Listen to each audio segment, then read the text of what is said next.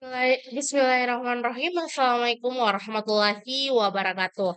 Baik, perkenalkan nama saya Nabila Syafi'i dengan NIM 220404502053 dari kelas A BK Angkatan 2022, Prodi Bimbingan dan Konseling, jurusan Psikologi Pendidikan dan Bimbingan, Fakultas Ilmu Pendidikan Universitas Negeri Makassar. Baik, adapun video kali ini adalah untuk memenuhi tugas ulangan tengah semester pada mata kuliah teori-teori kepribadian, di mana dalam materi ini saya akan membahas terkait materi teori kepribadian Ludwig Klages dan Sigmund Freud psikoanalisis. Baik, langsung saja kita masuk pada teori pembahasan. Bismillahirrahmanirrahim. Baik, langsung saja pada pembahasan. Pembahasan pertama yaitu biografi tokoh Ludwig Klages. Nah, Ludwig Klages adalah seorang tokoh yang terkenal dalam bidang psikologi maupun dengan bidang filsafat. Sampai dengan saat ini oleh para ahli konsionental, terutama dengan Klages, masih dipandang sebagai peletak dasar psikologi kepribadian modern dan karya utamanya adalah prinsipan dan karakterologi, di mana dengan berbicara mengenai cara pendekatan, Klages digolongkan memakai cara pendekatan persifatan dan menentang cara pendekatan tipologis. Cara pendekatan tipologis tidak memuaskan terkait dengan Klages, di mana karena tidak dapat memenuhi fungsinya untuk memahami sesama manusia. Menurut Klages, para ahli tipologi sudah merasa puas memasukkan manusia ke dalam golongan ataupun dengan tipe tertentu berdasarkan karakteristik yang dimilikinya. Nah, cara kerja yang demikian itu dipandang oleh Klages terlalu kasar dan terlalu dangkal, sebab sifat-sifat yang disebut pada masing-masing tipe hanya sifat-sifat pada garis besar saja, sehingga dengan sifat khas individualnya terabaikan. Jadi, menurut Klages sendiri, cara pendekatan tipologis itu orang tidak dapat mendekati kepribadian secara layak, sehingga dengan masing-masing orang haruslah didekati dan dihadapi, dan menurut apa adanya, karena tidak ada dua orang yang benar-benar sama persis pada diri kepribadiannya, karena pada dasarnya pikiran yang sama Klages ingin menyusun teori kepribadian yang dapat digunakan untuk mendekati sifat-sifat kepribadian manusia sampai dengan garis-garis kecilnya.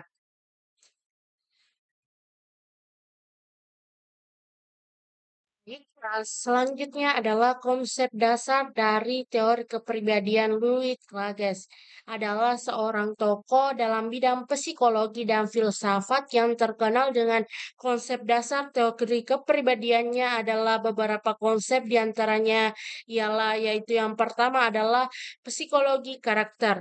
Klages berfokus pada psikologi karakter sebagai dengan aspek sentral dalam kepribadian, di mana menurutnya karakter individu terbentuk oleh kualitas yang konstan dan unik yang mempengaruhi pola pikir, emosi, dan tingkah laku seseorang.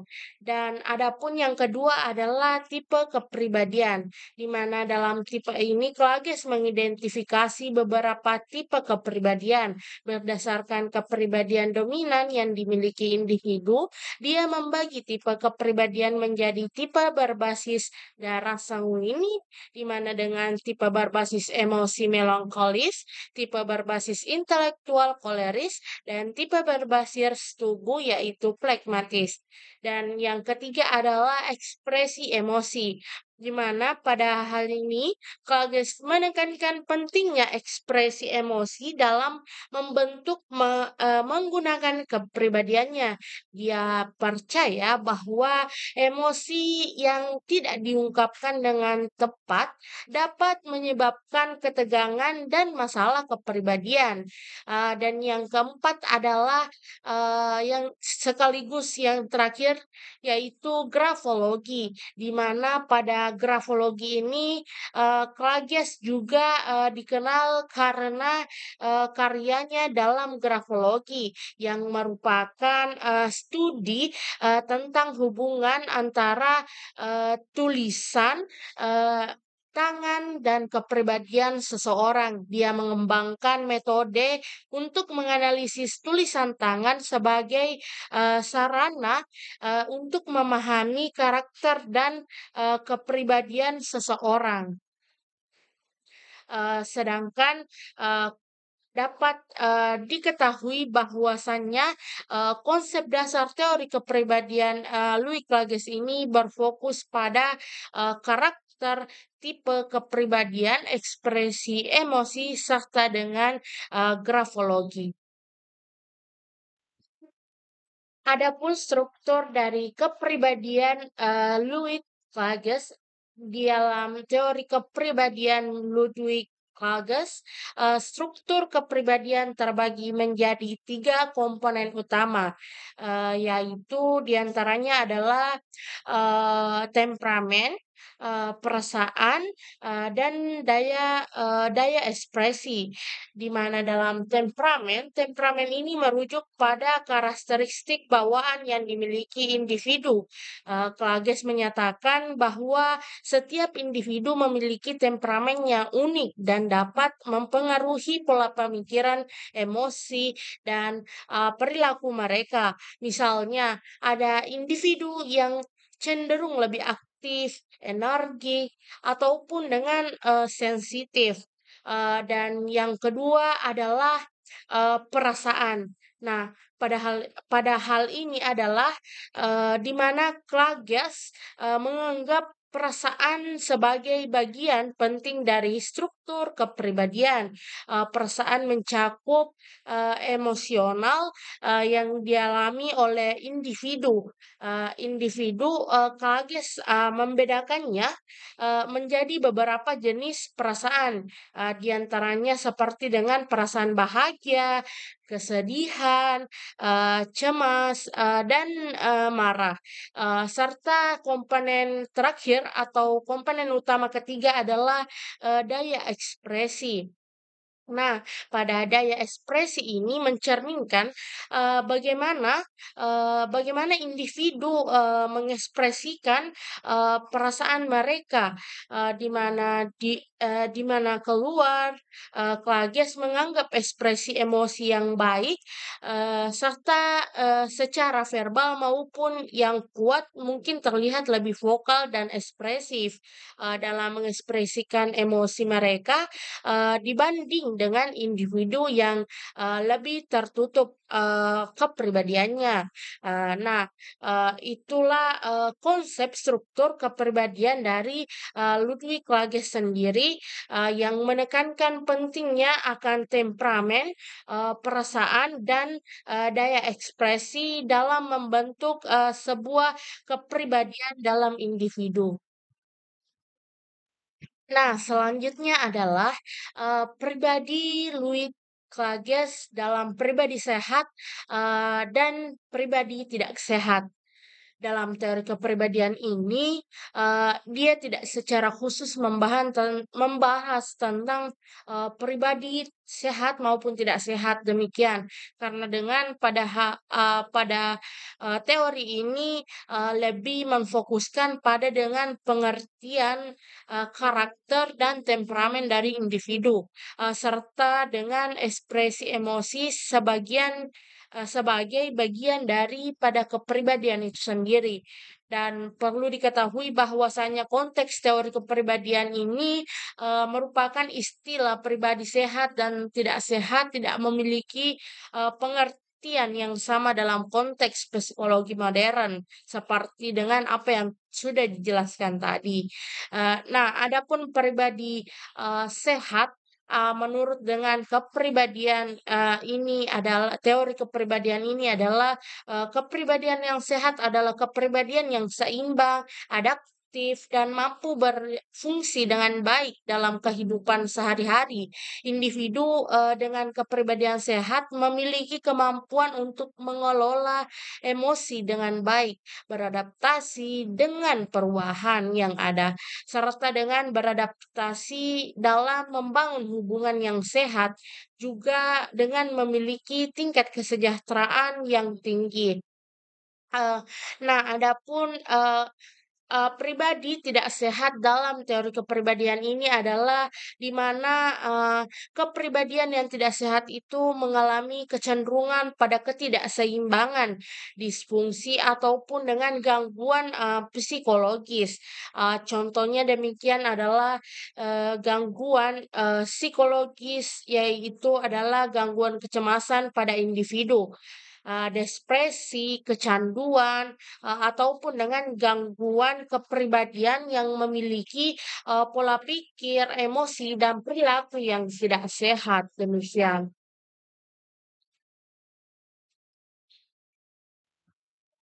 Baik, selanjutnya kita masuk pada biografi tokoh Sigmund Freud, di mana dengan Sigmund Freud merupakan seorang Austria keturunan Yahudi dan pendiri aliran psikoanalisis dalam bidang ilmu psikologi. Nah, menurut Freud, kehidupan jiwa memiliki tiga tingkatan kesadaran, yaitu sadar, prasadar, dan tak sadar. Konsep dari teori Freud yang paling terkenal adalah tentang adanya alam bawah sadar yang mengendalikan sebagian besar perilaku. Selain itu, dia juga memberikan pernyataan bahwa perilaku manusia didasari pada hasrat seksualitas yang pada awalnya dirasakan oleh manusia semenjak kecil dan dari ibunya. Pengalaman seksual dari ibu seperti dengan menyusui, selanjutnya mengalami perkembangan atau trumbiliminasi hingga munculnya berbagai perilaku lain yang disesuaikan dengan aturan norma masyarakat ataupun norma ayah. Setelah kolega kerjanya yang bernama eh, Alfred Adler mengungkapkan adanya insting mati di dalam diri manusia, habis-habisan, walaupun Freud pada awalnya menolak pernyataan Adler tersebut dengan menyangkalnya habis-habisan, pada akhirnya Freud menyejajarkan atau tidak meninggalkan insting seksual saja yang ada di dalam pada diri manusia, tetapi disandingkan dengan insting mati. Walaupun begitu, dia tidak pernah menyinggung bahwa sebetulnya dari konsep alam bawah sadar, asosiasi bebas adalah metode yang digunakan untuk mengungkapkan masalah-masalah yang ditekan oleh diri seseorang, tetapi terus mendorong keluar tanpa disadari, sehingga dengan menimbulkan permasalahan. Sedangkan analisis mimpi digunakan oleh Freud dari pemahamannya bahwa mimpi merupakan pesan alam bawah sadar yang abstrak terhadap alam sadar. Pesan-pesan ini berisikan bahwasannya keinginan, ketakutan, dan berbagai macam aktivitas emosi lain hingga digunakan untuk mengungkapkan pesan bawah sadar atau permasalahan terpendam, baik berupa hasrat, ketakutan, kekhawatiran, dan kemarahan yang tidak disadari karena ditekan oleh seseorang. Ketika hal masalah-masalah alam bawah sadar ini telah berhasil diungkap, penyelesaian selanjutnya akan lebih mudah untuk diselesaikan. Nah, Freud merupakan tokoh menonjol terkait dengan pendapat-pendapatnya di bidang psikologi. Banyak istilah-istilahnya yang digunakan oleh umum, misalnya dengan ini adanya ego, superego, dan kompleks Oedipus. Nah, selanjutnya konsep dasar teori kepribadian Sigmund Freud, psikoanalisis. Nah, konsep dasar dari teori kepribadian Sigmund Freud psikoanalisis adalah id, ego, dan superego. Seperti yang dijelaskan tadi, id adalah aspek kepribadian yang paling primitif dan merupakan sumber dari semua dorongan dan keinginan. Id tidak mengenal moralitas atau batasan dan hanya mementingkan kepuasan diri sendiri. Nah, adapun ego sendiri adalah aspek kepribadian yang berfungsi untuk mengontrol dan memenuhi kebutuhan secara realistis, di mana ego menggunakan mekanisme pertahanan untuk mengatasi konflik antara id dan superego. Nah, selanjutnya adalah superego adalah aspek di mana kepribadian yang berfungsi untuk mengontrol id dan ego. Superego mewakili nilai-nilai moral dan norma-norma sosial yang dipelajari dari orang tua dan masyarakat. Jadi, dapat diketahui bahwa interaksi dan konflik antara ketiga komponen tersebutlah yang menciptakan kepribadian seseorang berdasarkan dengan kepribadian teori Sigmund Freud psikoanalisis. Ah, Baik, selanjutnya yaitu struktur kepribadian teori kepribadian Sigmund Freud psikoanalisis, di mana dalam teori kepribadian Sigmund Freud, psikoanalisis struktur kepribadiannya terdiri dari tiga elemen utama yang saling berinteraksi, di mana seperti yang sudah dijelaskan tadi bahwasannya ada id, ego, dan superego. Nah, yang pertama ini adalah id, di mana id ini merupakan bagian paling primitif dalam kepribadian yang hadir sejak lahir. Nah, id ini beroperasi berdasarkan dengan prinsip kesenangan tanpa memperhatikan realitas atau konsekuensi. Id berisi dorongan-dorongan biologis dan naluri dasar seperti keinginan seksual dan agresif. It berusaha untuk memenuhi keinginan dan kebutuhan secara segera. Nah, selanjutnya adalah yang kedua, yaitu ego. Nah, ego ini merupakan sebuah elemen kepribadian yang berkembang dari it selama masa kanak-kanak. Ego berfungsi sebagai mediator antara it dan dunia luar, di mana dengan ego bekerja berdasarkan prinsip realitas dan berusaha untuk memenuhi keinginan keinginan it dengan cara yang mempertimbangkan kenyataan dan norma sosial yang ada. Ego juga menggunakan mekanisme pertahanan untuk mempertimbangkan di mana dalam mengatasi konflik antara id dan superego. Nah, selanjutnya yang ketiga adalah eh, superego. Superego ini adalah yang terakhir, di mana mewakili nilai-nilai moral dan standar etika yang dipelajari dari orang tua di masyarakat. Superego berperan sebagai suara hati yang memberikan panduan moral dan menentukan apa yang baik dan apa yang buruk. Nah, superego dapat membuat individu merasa bersalah ataupun malu seketika ketika superego bertindak melawan nilai-nilai dan ideal yang dimiliki. Nah, sehingga dapat diketahui bahwasannya interaksi antara id, ego, dan superego terjadi dalam pikiran bawah sadar dan sadar sendiri. Konflik ketiga elemen ini dapat mempengaruhi sebuah perilaku, emosi, dan juga sebuah kepribadian individu sendiri. Dengan demikian pula, struktur kepribadian dalam teori kepribadian Sigmund Freud, psikoanalisis terdiri